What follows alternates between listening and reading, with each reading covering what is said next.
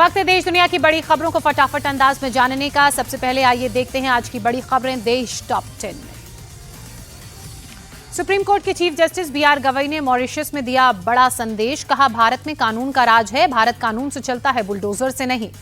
Rule of law memorial lecture में chief justice Gavai Mahatma Gandhi को याद करते हुए कहते नजर आए, कोई भी फैसला लेने से पहले सोचना चाहिए कि उसका असर समाज के आखिरी इंसान पर क्या होगा। केंद्रीय गृह मंत्री अमित शाह आज दोपहर 1 बजे जगदलपुर में विश्व प्रसिद्ध बस्तर दशहरा महोत्सव की शुरुआत करेंगे। सुबह 11:30 बजे दंतेश्वरी मंदिर में पूजा अर्चना का भी कार्यक्रम। केंद्रीय कृषि मंत्री शिवराज सिंह चौहान का आज पटना दौरा, मखाना महोत्सव में शामिल होंगे। रबी कार्यशाला और कृषि सलाहकार संवाद कार्यक्रम में भी शिरकत करेंगे। भारत के आर्मी चीफ ने पाकिस्तान को दी बड़ी चेतावनी। जनरल रुपेंद्र द्विवेदी ने कहा, ऑपरेशन सिंदूर 2.0 में संयम नहीं बरतेंगे, अगली बार पाकिस्तान को भूगोल उसका बदल देंगे। जनरल उपेंद्र द्विवेदी ने कहा, बहुत जल्द ऑपरेशन सिंदूर 2.0 का मौका मिलेगा, अगली बार ऐसी कार्रवाई करेंगे कि पाकिस्तान का नामो निशान मिट जाएगा। भारतीय जेट गिराने वाले फेक नैरेटिव पर air chief marshal AP Singh ने स्ट्राइक करते हुए कहा, पाकिस्तान के पास सबूत हो तो दिखाएं, हमने उनके 5 F-16 मार गिराए। वायुसेना प्रमुख ने कहा, हमने 300 किलोमीटर अंदर घुसकर मारा, जमीन और हवा में कई जेट्स को मार गिराया, पाकिस्तान के 4 रडार भी हमने तबाह किए। जेएनयू कैंपस में एबीवीपी समेत दूसरे छात्र संगठनों ने विरोध मार्च निकाला। दशहरा विसर्जन शोभा यात्रा के दौरान वामपंथी छात्रों ने झड़प की बात कही थी, उसको लेकर विरोध। सोनम वांगचुक की रिहाई के लिए सुप्रीम कोर्ट पहुंची पत्नी गीतांजलि। लेह में हुई हिंसा को लेकर राजस्थान के जोधपुर जेल में बंद हैं वांगचुक। आइए अब देखते हैं उत्तर प्रदेश की बड़ी खबरें यूपी टॉप 10 में। माता प्रसाद पांडे की अगुवाई में आज समाजवादी पार्टी के 14 सदस्यीय प्रतिनिधिमंडल का बरेली दौरा। सांसद इकरा हसन और जियाउर रहमान बर्क भी रहेंगे मौजूद। बरेली हिंसा पर सपा सांसद मोहिबुल्लाह नदवी ने कहा, छोटी सी चीज को लेकर बड़ा संग्राम किया गया।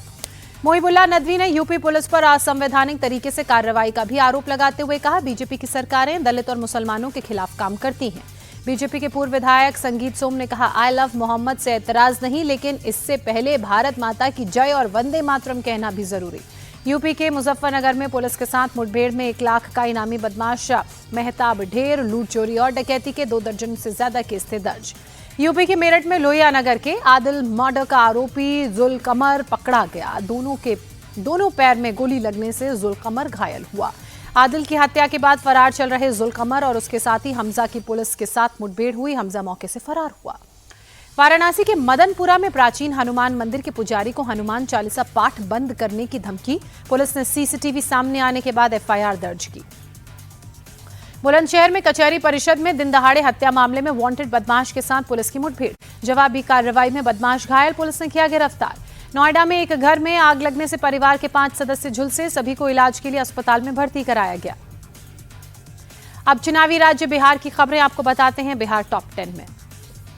बिहार विधानसभा चुनाव से पहले पीएम मोदी आज युवाओं को देंगे बड़ी सौगात। युवाओं के लिए आज 62,000 करोड़ की योजनाओं का करेंगे ऐलान।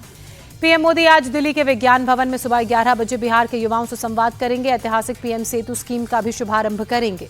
पीएम मोदी आज जननायक कर्पूरी ठाकुर स्किल यूनिवर्सिटी का उद्घाटन करेंगे। बेटा में एनआईटी के नए कैंपस का लोकार्पण भी करेंगे।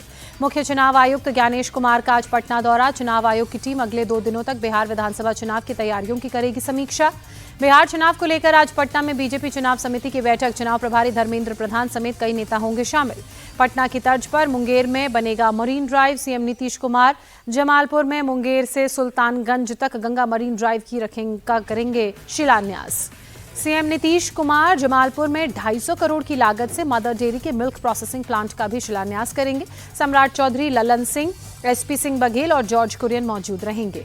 बिहार सरकार के सरकारी कर्मचारियों और पेंशनधारियों को त्योहारों का तोहफा, डीए 3% बढ़ाया गया।